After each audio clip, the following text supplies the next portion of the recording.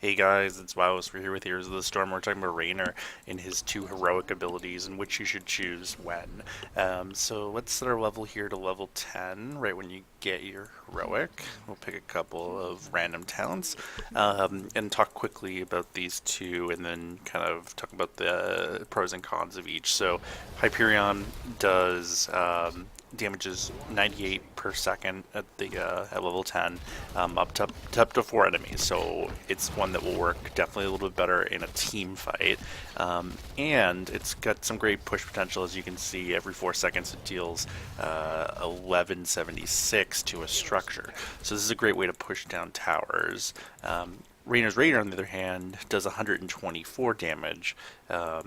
Every second to an enemy hero. It can regenerate, it can stick around forever, and then on top of that, it pops back up every 45 seconds. Now the other big difference is Raynor's Raider can be shot at, can be focused down. Hyperion cannot. So let's start with the Raider. So the Raider really puts out a lot of damage, right? So you can see here, it just sort of pings him. It's doing a lot of damage every second. You can use it to push a lane, and in all, I would say it's a pretty good choice. And statistically, it's the better choice right now. So from a win rate perspective, especially if you look at Hodus logs, Raynor's Raider is more effective in general at winning. Now, the key thing I think you want to think about is, can the enemy team focus this down? So it's going to depend on what type of heroes they have, the range versus melee, and it can put out a lot of damage in even a short amount of time. So you can see here we'll be able to sort of chase, and you should be able to kill Arthas. So I would say overall this is the better choice, but let's just reset the talents and we'll go through and talk about Hyperion.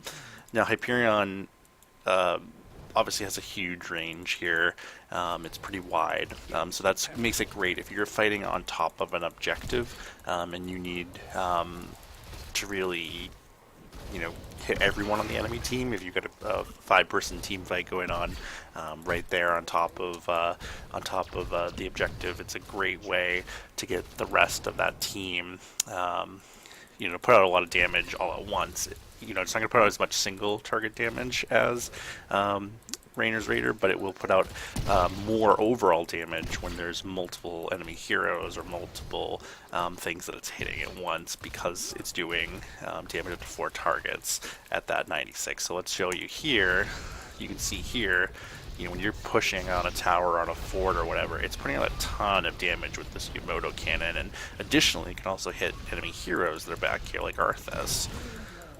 So all in all, it really depends on what your team needs. If your team has a really great specialist or is able to push down forts, in general, I would say Raynor's Raider is probably better, but it depends on the team fights that are going on and the objective and which map it's on. So I think it's very map dependent. Maps where you're going to be fighting under one, very small objective. I think about the factory, I think about Battlefields of Eternity. You probably could utilize Hyperion as well. I personally prefer Hyperion in general because I don't like the Raynor's Raider can get shut down. But I think overall we've seen statistically since the change to Raynor's Raider a few months back, it overall is the better choice from a statistical standpoint. So I think you can't go wrong by picking Raynor's Raider in general, but just be aware you got to sort of micro it with its R, and I'll just reset really quickly to show you.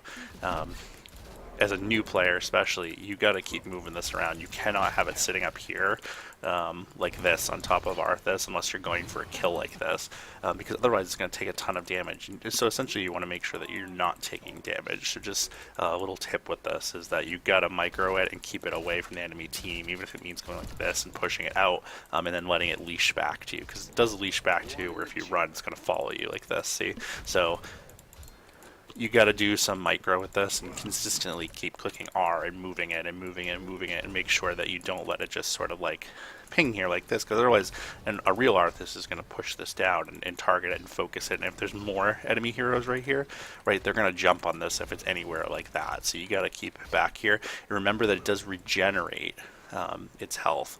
You can see here 120 health per second if it hasn't been damaged in the last 4 seconds. So even if it means we're treating it like this and then giving it a couple of seconds to regenerate its health, you're going to have a lot of success. So in general, I would say Raynor's Raider, but I don't think you can go wrong with either of these. In fact, I think both of them right now have a win rate above 50% on Hodeslog, so really they're both a good choice.